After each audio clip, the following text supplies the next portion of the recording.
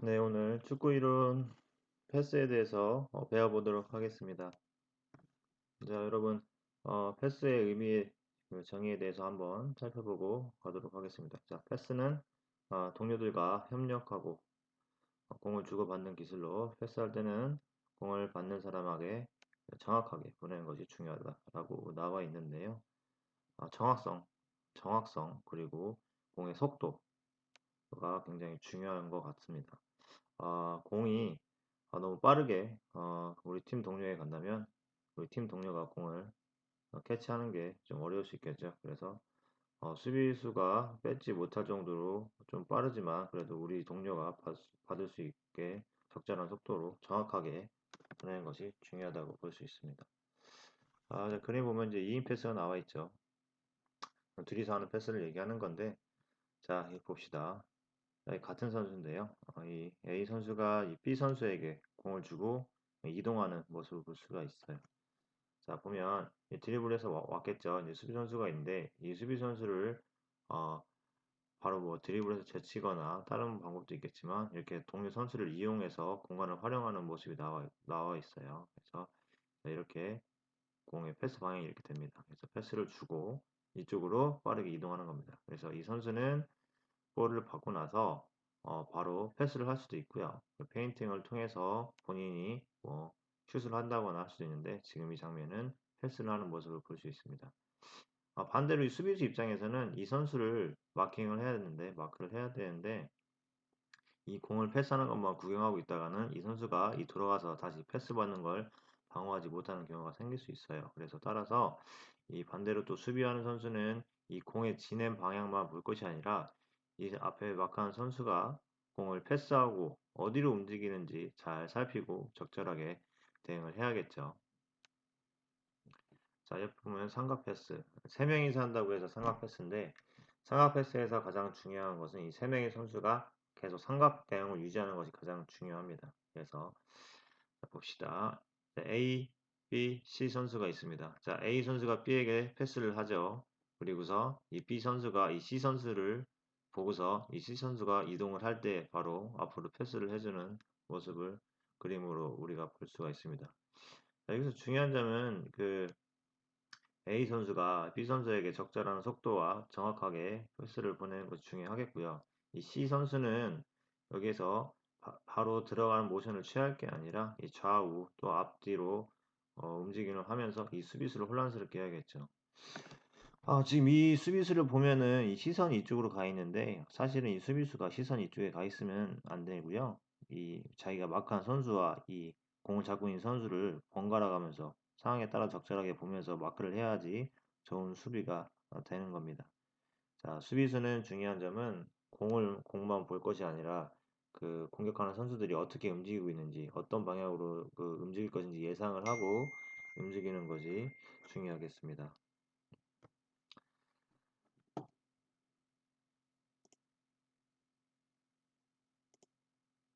자, 스루 패스. 자, 스루 패스는 수비수를 이렇게 따돌리면서 이 빈 공간, 이런 이쪽으로 이 빈 공간을 활용하는 패스를 말해요. 주의할 점은 업사이드 트랙에 걸리지 않고서 우리가 이제 그 패스 타이밍을 잡는 것이 중요하겠고요.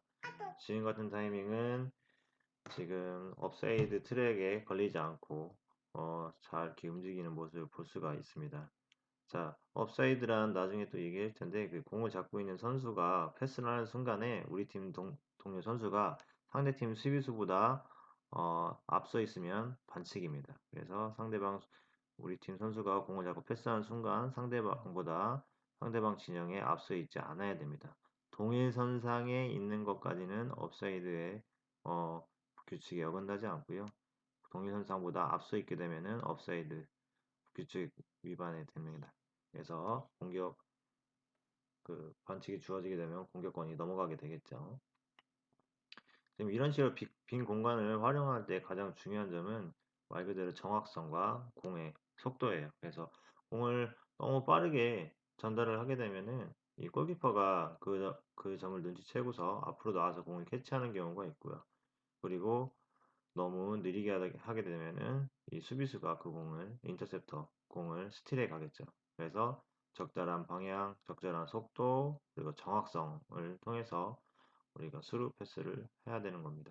공을 이렇게 띄워서 보낸 경우도 있고요. 공을 밑에 직선으로 깔아서 보내는 경우도 있습니다. 상황에 따라서 적절하게 판단을 해야겠죠. 자, 헤딩. 자, 헤딩은 우리 신체 부위 중 머리 중 이마를 사용해서 하는 기술을 헤딩이라고 합니다. 헤딩은 보통 우리가 볼이 높게 있을 때 높은 볼을 컨트롤하거나 슛 패스할 때 많이 사용을 하고요. 그 기본 자세는 지금 그림에 나와 있습니다. 공에 맞는 순간 눈을 감지 않고 끝까지 이제 공을 정확하게 보는 것이 중요하겠죠. 그 양팔 몸의 균형을 유지하는 것과 지금 이렇게 보면 허리가 이게 뒤로 이렇게 젖혀져 있죠. 허리 반동을 이용하는 거예요. 젖혔다가 다시 피면서 공에 힘을 전달을 해야겠습니다. 헤딩 뒤에는 양발로 잘 착지해서 부상을 당하지 않도록 하는 것이 중요한데요.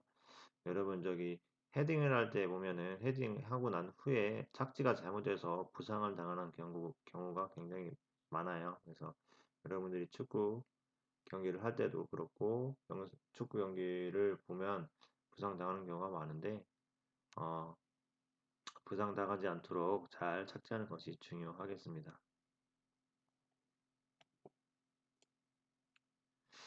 자, 헤딩은 크게 이제 스탠딩 헤딩과 점프 헤딩 크게 두 가지로 나누어지는데 스탠딩 헤딩은 그 제자리에서 하는 헤딩을 스탠딩 헤딩이라고 합니다. 점프 헤딩은 점프를 해서 공중에서 하는 헤딩을 점프 헤딩이라고 해요. 어, 헤딩하는 기본 자세는 똑같지만 점프를 한다는 것이 큰 차이점이 있습니다. 이 점프 헤딩은 타이밍을 맞춰야 되기 때문에 좀 난이도가 높다고 할 수 있어요. 그래서 많은 연습이 필요하겠죠. 똑같이 스태팅 헤딩도 그렇고 점프 헤딩도 그렇고 이렇게 몸을 뒤로 젖혀서 몸의 반동을 이용하는 게 굉장히 중요하다고 하겠습니다. 헤딩에 관해서 한 영상이 있는데요. 한번 볼까요?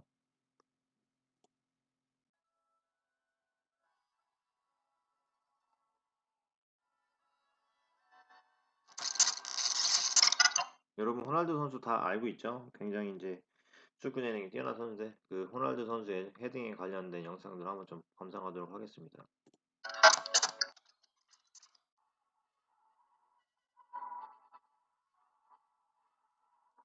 예, 이 장면은 점프 헤딩이죠. 점프 헤딩. 높은 타점을 잡아서 위에서 이마를 활용해서 골을 넣는 장면입니다.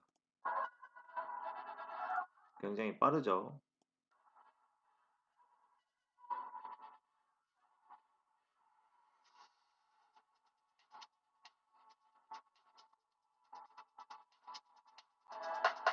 끝까지 눈을 감지 않고 응시하는 모습을 볼 수 있습니다.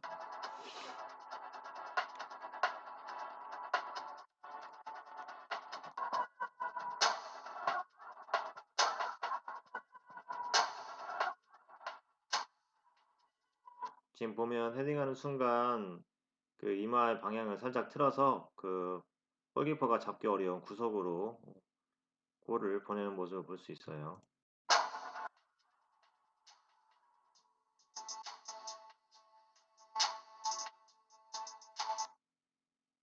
순간적으로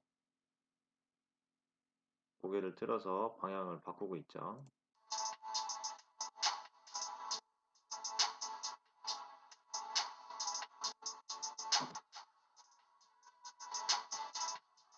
지금도 마찬가지죠.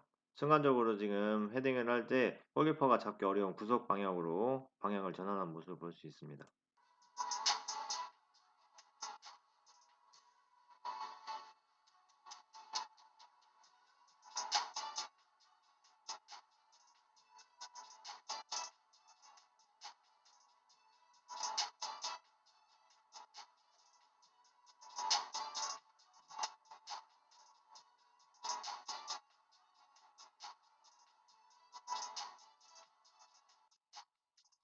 지금 같은 경우는 골키퍼가 잡을 수 없게 골키퍼 키를 넘겨서 구석으로 보내는 모습을 볼 수 있죠.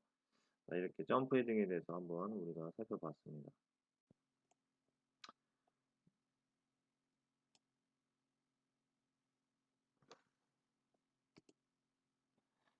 스로인인데요. 공이 터치라인, 그 사이드 라인 있죠. 그쪽으로 밖에 나갔을 경우에는 이 스로인이 주어지게 됩니다. 그래서 축구 경기에서 가장 유일하게 손을 사용하는 기술인데 규칙이 있습니다. 규칙이. 스로인은 공을 잡은 상태에서 머리 뒤로 이렇게 나와야 돼요. 나와야 되고 그리고 사이드 터치라인 바깥에서 양팔이 붙어진 상태에서 볼이 패스가 돼야 됩니다. 그래서 이 선을 밟게 되면 파울이고 이 공이 머리 뒤로 갔다가 오지 않으면 이것도 파울입니다. 그래서 만약에 공이 뒤로 젖혀지지 않고 이 앞에서 준다던가 뭐 농구라듯이 손 앞에서 패스를 한다던가 하면은 파울이 되게 돼요. 그래서 바로 중요한 건 머리 뒤쪽으로 보내야 됩니다. 그랬다가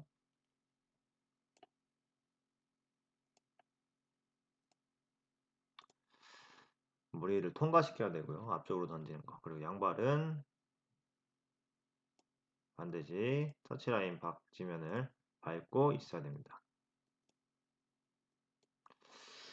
자, 이 스로잉 같은 경우 우리가 만약에 스로잉 했을 경우에 만약에 골대로 바로 직행해서 골이 됐다. 그러면 이게 득점일까요? 아닐까요?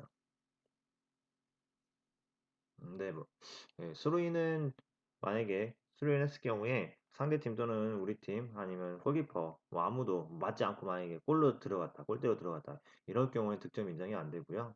누군가 터치가 있어야 됩니다. 터치를 한 후에 골대로 들어갔을 경우에는 골로 인정되고요. 그렇지 않을 경우에 아무도 터치를 안 했을 경우에 스로인으로 인해서 골이 득점되는 경우는 없습니다.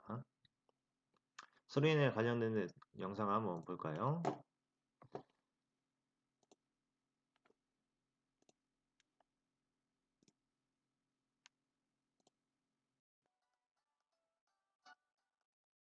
이 선수는 스로인 길이가 굉장히 길어요. 거의 뭐 스로인 코너킥처럼 골대 앞으로 가니까요.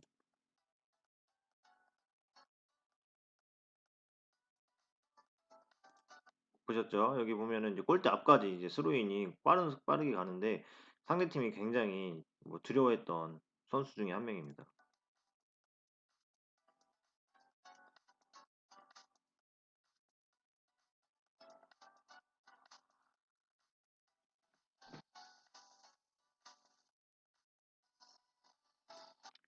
발로 하는 게 아니라 두 손으로 던지게 되니까 굉장히 또 정확하겠죠. 그래서 뭐 코너킥보다도 더 위협적인 스로인을 해서 이 선수가 굉장히 그때 스로인으로 유명세를 떨쳤던 선수입니다.